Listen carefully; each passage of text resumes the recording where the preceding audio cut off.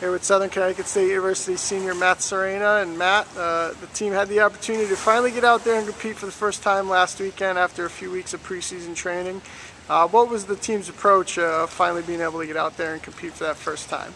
I mean, for the first time getting out there, we got in and got right to work.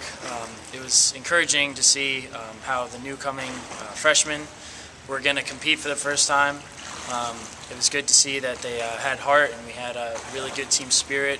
Everyone was all for all their races, and as the first meet, it's good to include that as our training. So for first week, pretty good so far. Can you assess your individual performance and the team's as well? Obviously, you had a few first-place finishes up at Central. Can you talk a little bit about that? Yeah, I swam the 2 IM, the 2 fly, and the 100 fly. I went faster in the 2 fly than I did at the beginning of last season, which for me is a good start.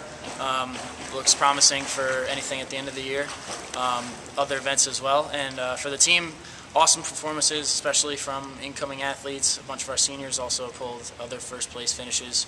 So it was really encouraging. Good to see how good training makes them, perform just as well, even through a harder, workout, harder weekend.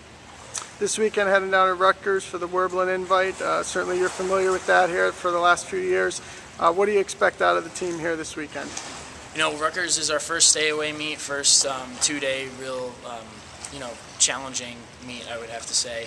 It's definitely one that we get put in some off events, get put in some challenging events. So it's going to be, again, interesting to see where our new athletes, incoming freshmen do, how they perform, but also a good place to see the performance of, returning swimmers as well in their, off events, see their performance as far as the training goes, and, should be interesting. Looking forward to it. Thanks, Matt. No problem.